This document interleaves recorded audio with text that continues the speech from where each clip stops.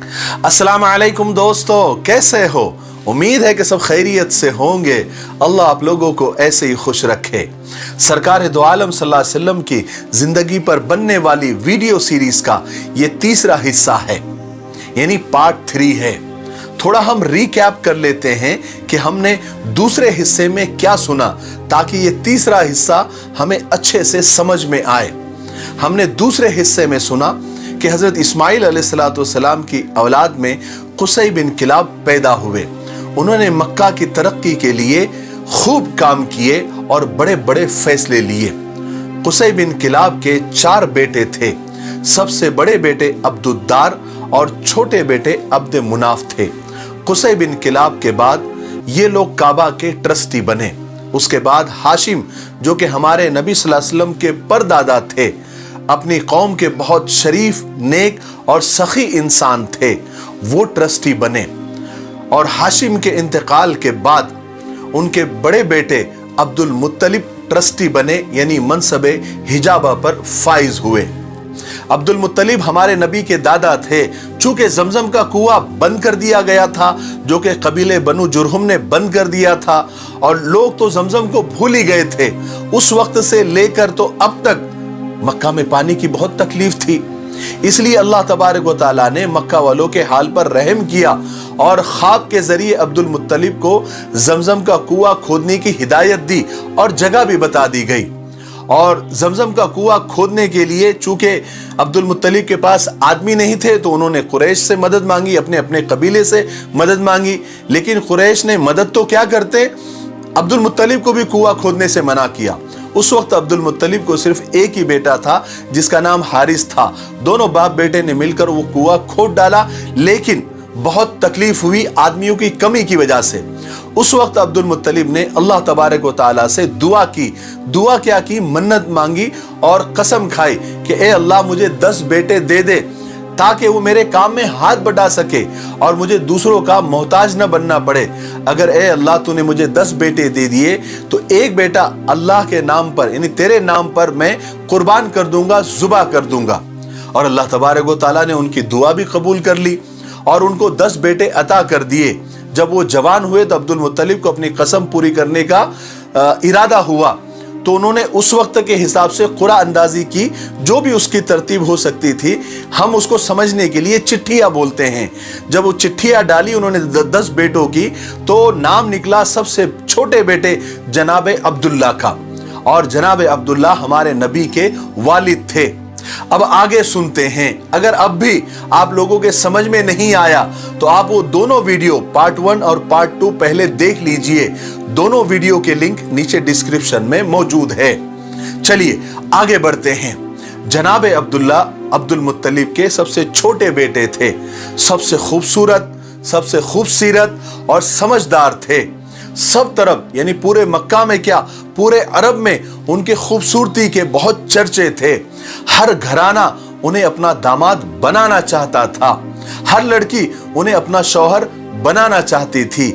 अचानक जब लोगों को मालूम हुआ कि अब्दुल मुत्तलिब ने 10 बेटों में से एक बेटे को कुर्बान करने की कसम खाई है और कुर्बानी के लिए जनाबे अब्दुल्ला का नाम आया है, तो लोगों को बहुत दुख हुआ, क्योंकि अब्दुल्ला से हर शख्स मोहब्बत करता था और कोई ये नहीं चाहता था कि जनाबे अब्दुल्ला इस तरह जुबा हो जाए।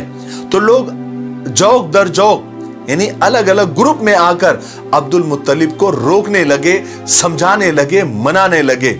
लेकिन अब्दुल मुत्तलिब तो अपनी कसम पूरी करने पर बिल्कुल अड़े हुए थे। आखिर एक दिन ये हुआ कि अब्दुल मुत्तलिब के पास मक्का का एक बहुत बड़ा रईस, मालदार आदमी, जिसका नाम मुगैरा था, वो आया और आकर उसने अब्दुल मुत्तलिब को ये मशवरा दिया कि अब्दुल मुत्तलिब, तुम अपनी कसम पूरी करने का कोई दूसरा तरीका ढूंढ लो। किसी नुजूमी, किसी काहिन, किसी ज्योतिषी वगैरह से पूछ लो। उस जमाने में इन लोगों का बहुत चलन था।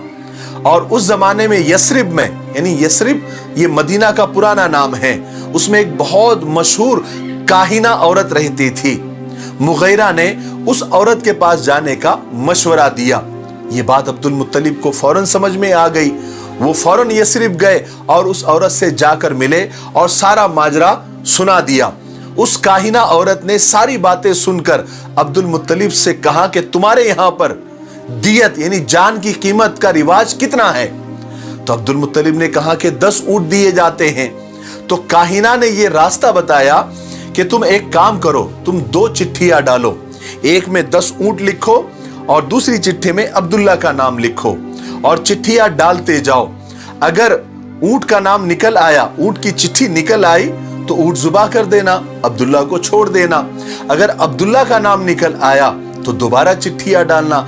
उस वक्त तक चिट्ठियां डालते रहना जब तक ऊंटों का नाम ना आ जाए।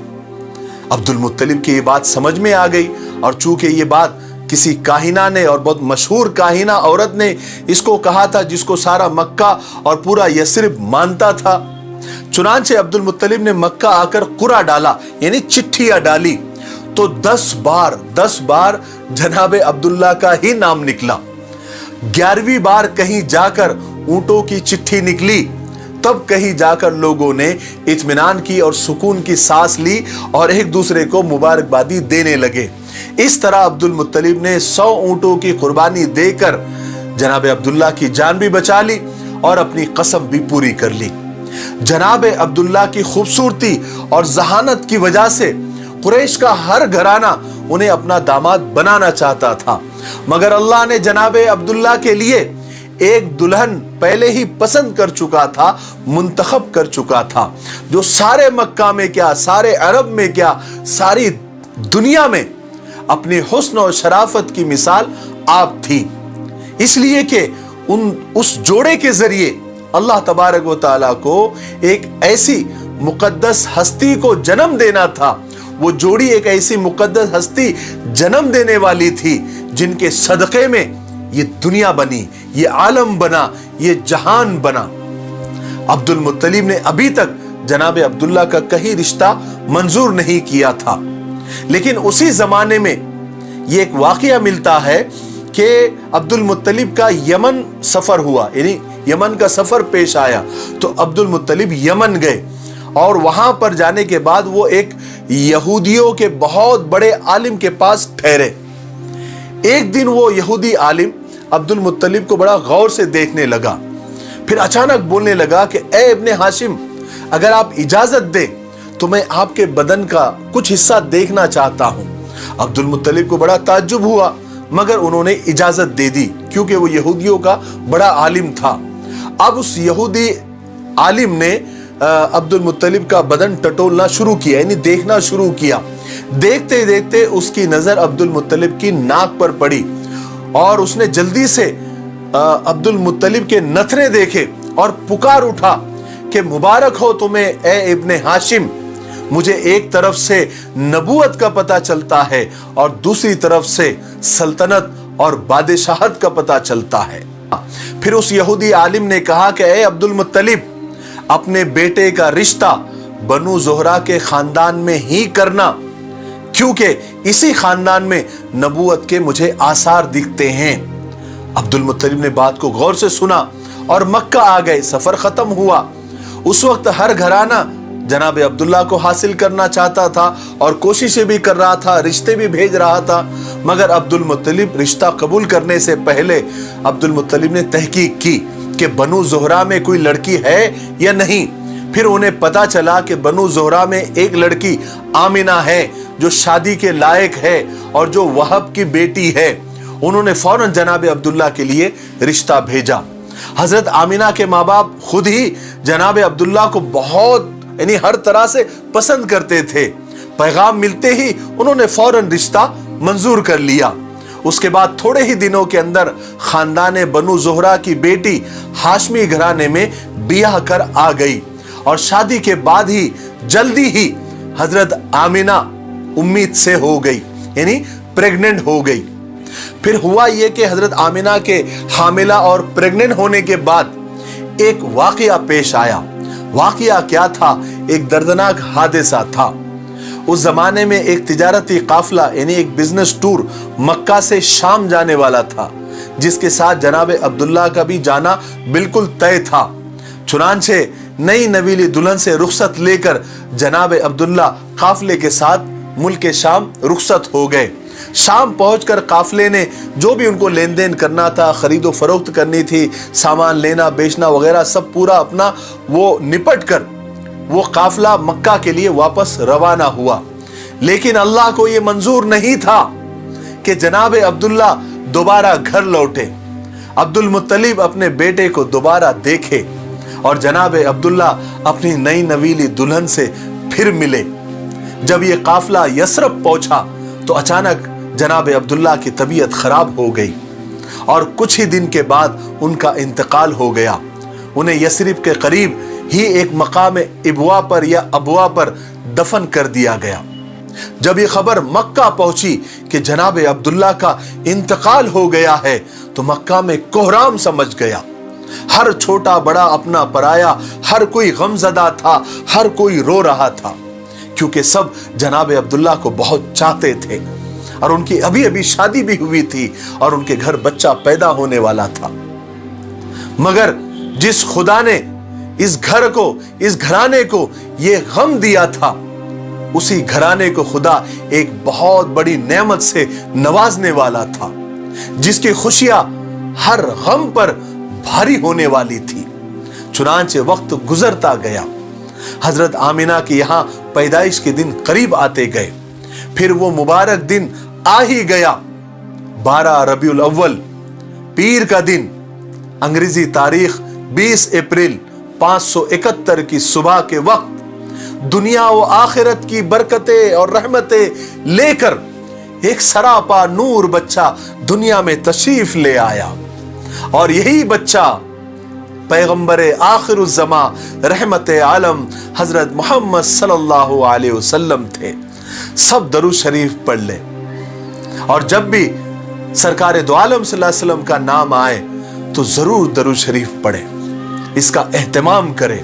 बड़ा बदनसीब है वो इंसान कि जिसके सामने सरकार दो आलम का नाम आए और वो दरूद शरीफ न पढ़े। अब यहाँ पर वीडियो काफी लंबा हो रहा है तो हम तीसरे हिस्से को यहीं पर खत्म करते हैं, लेकिन आपको मैं चौथे हिस्से में जो एक वाकया आप सल्लल्लाहु अलैहि वसल्लम के पैदाइश वाले साल ही हुआ था, यानी आमुल फील इस साल को कहते हैं। इस साल जो है, जो अब्रहा बादशाह था जिसने जो काबे को ढाने के इरादे से आया था, उसके साथ क्या हुआ उसका मुकम्मल वाकया जो कुरान पाक में भी अलम तरा कैफ़ फ़अल रब्बुका बिअस्हाबिल फील ये सूरे में जिसका तस्किरा है, वो वाकया मैं आपको चौथे हिस्से में तफसील के साथ बताऊंगा। तो थोड़ा इंतजार करें, हो सकता है कि कल ही मैं वो वीडियो अपलोड कर दूं। लेकिन वीडियो ख़त्म करने से पहले मैं एक दरख्वास्त आप लोगों से करना चाहता हूं कि कल हमने वॉइस ऑफ रशीद मिफ्ताही पर एक वीडियो अपलोड कर दिया है, नया वीडियो है जिसमें हमने बताया है कि जनाब मोहम्मद रसूल पाक सल्लल्लाहु अलैहि वसल्लम पर जादू का असर क्यों हुआ था और ये जादू क्या होता है और जादू का असर कितना होता है, ये सारी चीज़ें हमने वो वीडियो में बता दी है। उस वीडियो का लिंक भी नीचे डिस्क्रिप्शन में दिया हुआ है, आप उसको भी देख लीजिए, ठीक है। और इस वीडियो को, ये जो हमने सीरीज शुरू की है जिसका तीसरा हिस्सा भी रिकॉर्ड हुआ है जो आपके सामने है और चौथा हिस्सा इंशाअल्लाह कल आएगा, ये वीडियो को आप अपने वादे के मुताबिक 5 लोगों को ज़रूर शेयर करें ताकि जनाब मोहम्मद रसूल पाक सल्लल्लाहु अलैहि वसल्लम की ज़िंदगी हर नौजवान तक, हर छोटे बड़े तक पहुँचे और लोगों की जो गलत फहमियाँ हैं वो दूर हो जाए, ठीक है। तब तक मेरे लिए, पूरी उम्मत के लिए और पूरी इंसानियत के लिए खैर और भलाई की दुआ करते रहे। अस्सलामु अलैकुम व रहमतुल्लाहि व बरकातुहू।